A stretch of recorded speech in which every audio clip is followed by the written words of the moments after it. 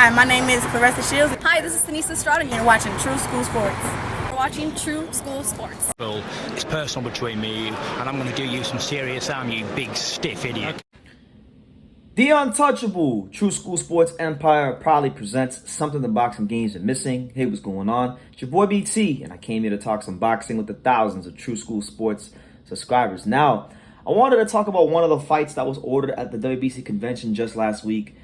I truthfully believe that this fight right here, out of like this, I think it was about 7 or 8 fights that were ordered by the WBC, I think this match was going to happen. Number one, which I think is important. That's the most important thing, that it happens. But number two, I think it's the most interesting fight that was ordered out of that bunch. And that's the fight at 154 between Sebastian Fundora, the Towering Inferno, and Detroit's very own himself, super bad, Tony Harrison. So great fight. It's a great fight. At 154, I think both guys have a lot to prove and a lot to fight for. Sebastian Fundora, he's fighting for the chance to get his shot at glory and challenge for the undisputed championship against Jermell Charlo, which is a fight that a lot of people want to see. Tony Harrison is fighting for the opportunity to get the third fight, the trilogy fight, the fight that I've always wanted to see. And I'll tell you this, if he can beat Sebastian Fundora at this juncture in time, then obviously, he would deserve a shot at Charlo. No ifs, ands, or buts about it. But not even just the matchup itself. The way it all came about at the convention was crazy because, you had Samson Lukowicz trying to petition for a shot directly with Jermell Charlo.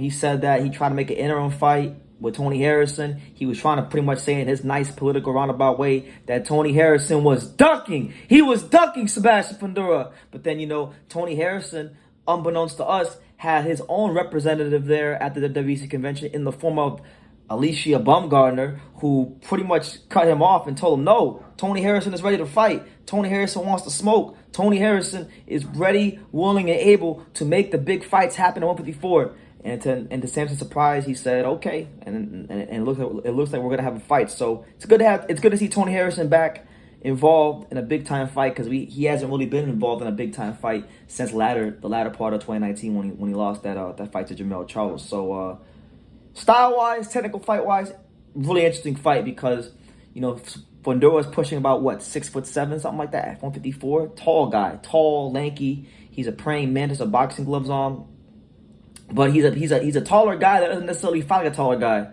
He tried to work on it a little bit in his last fight with Carlos Ocampo, but he didn't really look his best in trying to do that. So by trade, by nature, by instinct, by his feel for the sport, Fundora is more of a guy that likes to fight on the inside, and sometimes in doing that, he gives up his size. And pretty much he's susceptible to get hit. Now, on the other hand, you got Tony Harrison, who is, I think, one of the best technical boxers in the sport today, but his biggest issue has always been more so that his conditioning and his stamina always fails him later on in the fights. The one time I feel like his stamina didn't really bite him in the ass was the first Charlo fight when he became champion. But other than that, you watch his fights against Jarrett Hurd, stamina failed him. Willie Nelson, stamina failed him. And the list goes on and on and on. So it's a really good fight because the things that I feel like Fundora does well, or Fundora's weaknesses play into what Tony Harrison likes to do, and what Tony Harrison's weaknesses play into what Fundora likes to do. Harrison don't got the best gas tank. Fundora likes to push the pace. Fundora gives up his size. Harrison's got exceptional boxing skills with a very accurate jab and accurate everything. I mean, we'll look at the Sergio Garcia fight as an example. So really, really interesting fight. I'm really intrigued to see how Tony Harrison is going to handle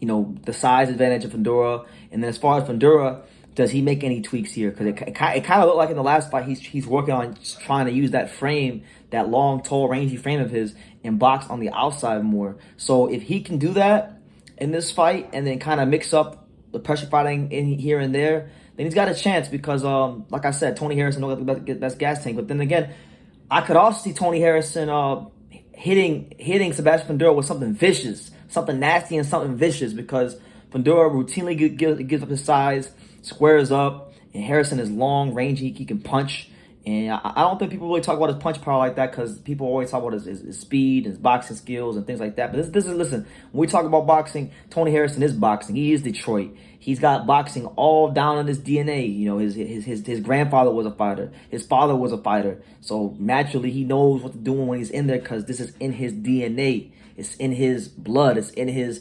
well-being and mental makeup. So I see it as a great opportunity for both guys to really come out 2023 with a bang. We're gonna have Jermell Charlo taking on Tim Tszyu early in January of that month.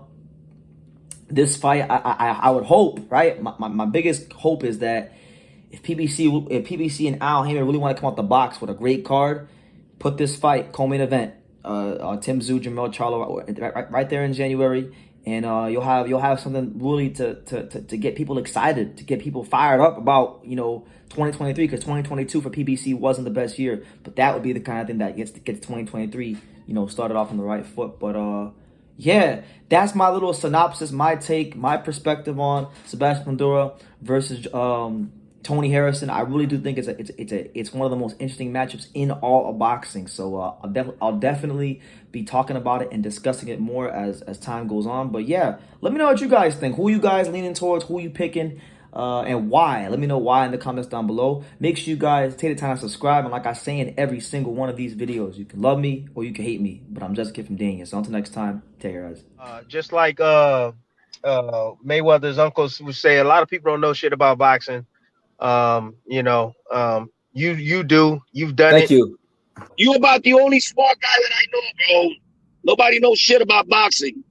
I appreciate it, man. I want to say, man, make sure to follow True School Sports, always covering boxing at the highest level, man, and make sure to subscribe to his YouTube channel. Follow him on Instagram at Just a Kid from Dania as well. He the plug.